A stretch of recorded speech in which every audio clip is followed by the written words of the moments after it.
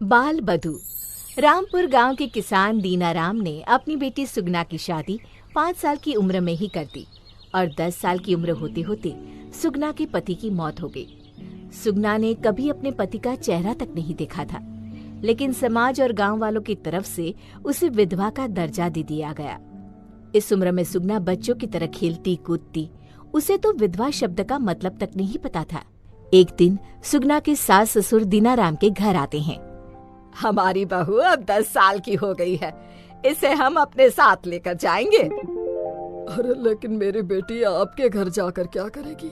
वो तो बहुत छोटी है और वैसे भी आपका बेटा तो अब इस दुनिया में नहीं रहा। उसका आपके साथ रहने का क्या मतलब है? क्या हुआ अगर हमारा बेटा इस दुनिया से चला गया? इस लड़की से उसकी शादी हुई थी और अब इसे हमारे साथ हमारे घर पर ही रहना होगा, सारा काम संभालना होगा। नहीं नहीं, ये बिल्कुल गलत है, ऐसा नहीं हो सकता। अरे कैसे नहीं हो सकता? यही हमारे गांव का रिवाज है और अगर तुमने हमारी बात नहीं मानी तो हम पंचायत बिठाएंगे। मैं आपकी बात मानने को तैयार नहीं हूँ। अब तो इसका फैसला पंचायत में ही होगा। दीनाराम, तुम्हारी बेटी सुगना इनके घर की बहू है और इस नाते उसको इनके साथ जाना चाहिए। सरपंच साहब, ये आप क्या कह रहे हैं? मेरी बेटी अभी सिर्फ 10 साल की है, बचपना है उसमें, इन सारी चीजों की उसमें समझ भी नहीं है। सरपंच साहब, दीनाराम हमारी बात सुनने को तैयार ही नहीं है। अब आप ही बताइए, बेटा तो हमारा मर गया, क्या बहू को भी हम अपने साथ ना रखे? दीनानाथ, तुम्हें पंचायत की बात माननी ही होगी। माफ कीजिए सरपंच साहब, लेकिन मैं ये आपकी बात मानने को तैयार नहीं हूँ। ठीक है, अगर तुम पंचायत की बात नहीं मानोगे तो तुम्हें दंड मिलेगा। तुम्हें ये गांव छोड़कर जाना होगा। दीनाराम अपनी 10 साल की बेटी सुगना को लेकर गांव छोड़कर चला जाता है। गांव में कोई नहीं जानता कि दीनाराम अपनी बेटी को लेकर आखिर गया कहाँ। कुछ सालों के बाद सरपंच का पोता दिलीप शहर से पढ़ाई करके गांव वापस लौट आता है। अब वो एक बहुत बड़ा डॉक्टर बन गया था।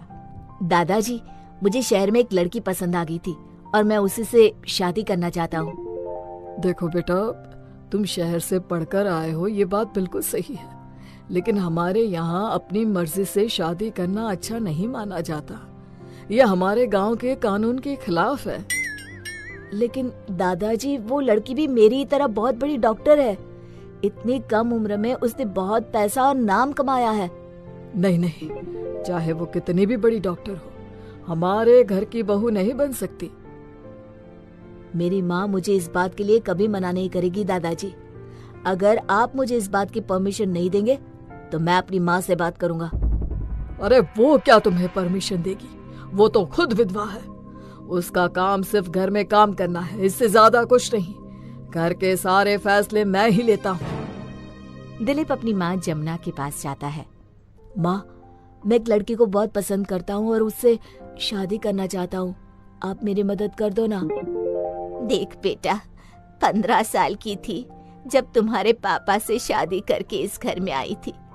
18 साल की उम्र में तुम हो गए और उसके बाद तुम्हारे पापा इस दुनिया को छोड़कर चले गए। तब से लेकर आज तक इस घर में सिर्फ नौकरानी की तरह काम करती आई हूँ। लेकिन उससे क्या फर्क पड़ता है माँ? आप मेरी माँ हो, मेरी जिंदगी के फैसले लेने का हक आपको है। तुम जानते हो बेटा, इस गांव के लोगों की सोच कैसी है। यहाँ पर लड़की के विधवा हो जाने पर उसकी जिंदगी को नरक बना देते हैं ये लोग। और मैं तो वैसे भी कम उम्र में विधवा हो गई थी। लेकिन माँ, इस पे आपकी कोई गलती थोड़ी ना है। जहाँ तक मुझे याद है, पापा किसी बीमारी की वजह से चले गए थे ना।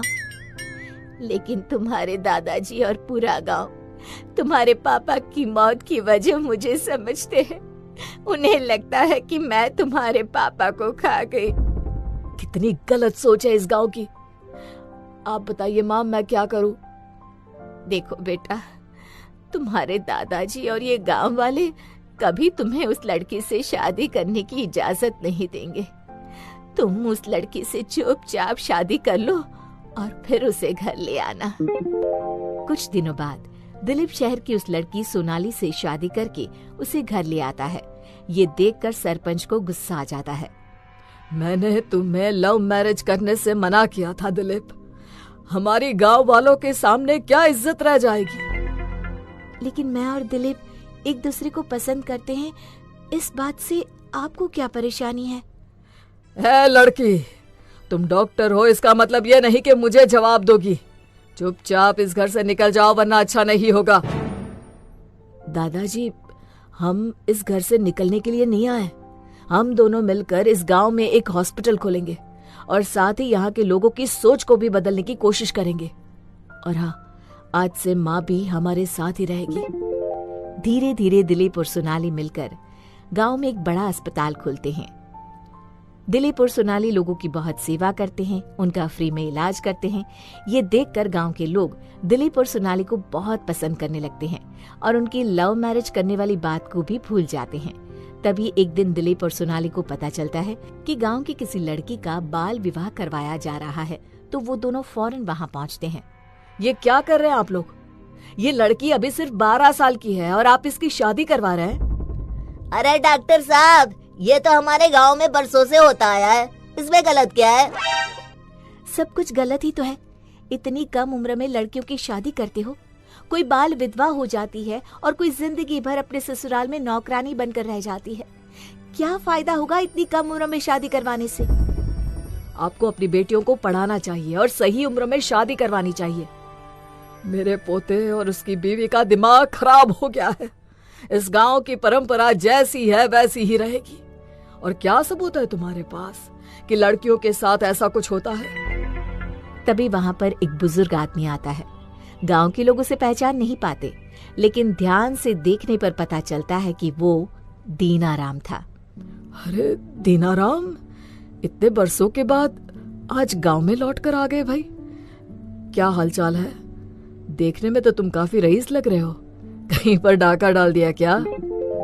डाका नहीं डाला, ये मेरे पापा हैं और मैं सुगना हूँ। शहर में जाकर मैंने अपना नाम बदल दिया था क्योंकि मुझे वहाँ के कॉलेज में पढ़ाई करनी थी और ये नाम वहाँ के माहौल के हिसाब से सही नहीं था। क्या तुम दीनाराम की बेटी सुगना हो, जो बाल विधवा हो गई थी और जिसे गांव से निकाल दिया गया था? हाँ पापा, ये वही सुगना है, लेकिन अब डॉक्टर सोनाली। देखा आप लोगों ने किस तरह मेरी जिंदगी बर्बाद हो गई।